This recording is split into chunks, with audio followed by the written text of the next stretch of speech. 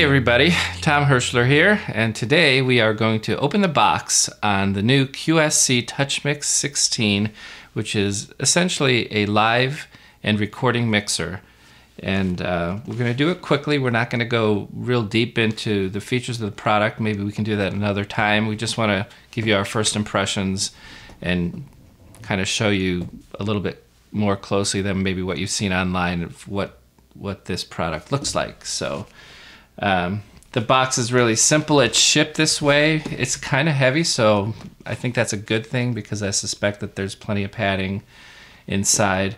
It's a very simple box, so we're not going to take a lot of time looking at the box itself. You can read features here. We'll pause it for a second.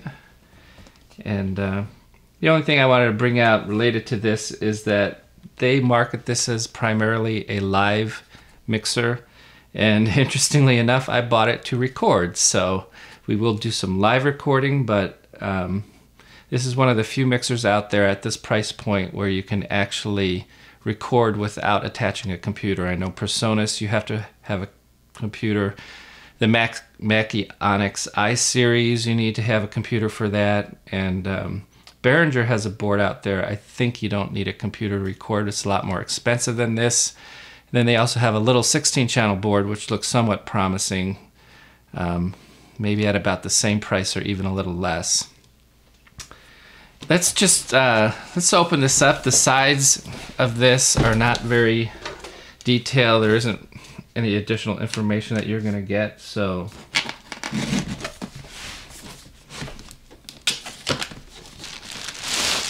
one of the very cool things about this is all self-contained. So all you need is this mixer and a box of mics and cables, and you're ready to record.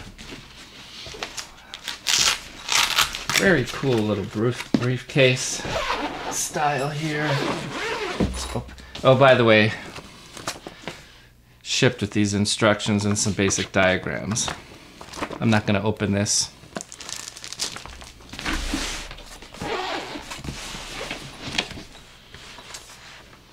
First impressions, very good. Before I get to the mixer itself, let's just take a look at what's here in the box.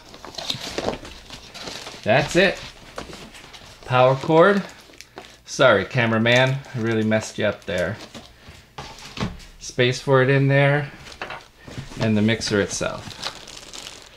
It's about the size of a 1999 laptop.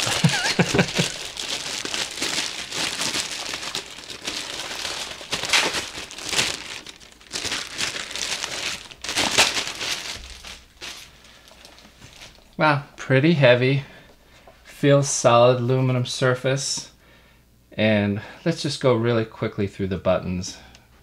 Starting with the front, we have 16 XLR inputs. I'll hold this up. With 4 combo inputs, dedicated trim knob for each channel.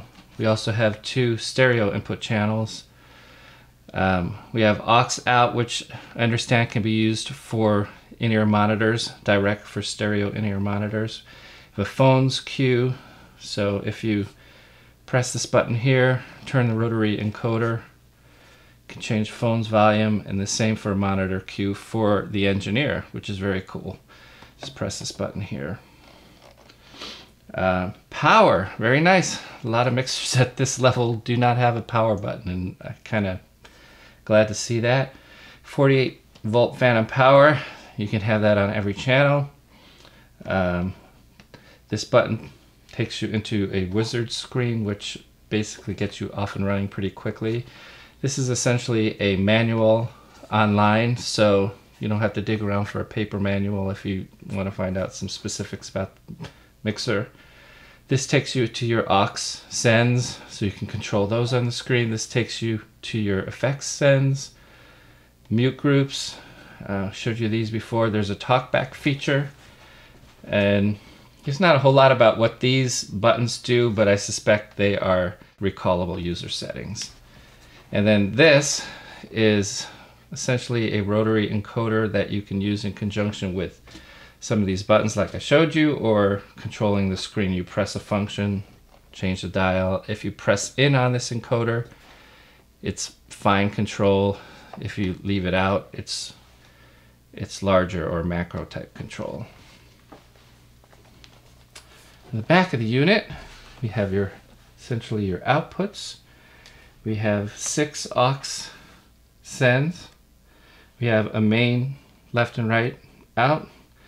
There's actually an input for a talkback mic, so you don't have to use one of your 16 XLR inputs on the front of the board for a talkback mic. Very cool. Plug the power in there. There's USB jack here, which is very cool. You basically plug in a USB card or drive, and you can record directly to it. This little thing here is a wireless transmitter, so you can control this board using an iPad or iPod or your phone. I guess, I don't know about iPad for sure, and your phone. That's very cool. And this, from what I understand, is for future functionality. I think it would be great if they developed something along the lines of what Behringer has with an individual monitoring system, but I couldn't really find a whole lot about what that is either now used for or will be used for in the future. Well, I'm talking really fast, but this looks very promising. Build quality looks good. It's very small. I'm very excited about this, and as I get into it, hopefully we can tell you a little bit more. Thanks for stopping by to check out this new mixer. I'm pretty excited about it. And as always, don't forget to rate, comment, and subscribe.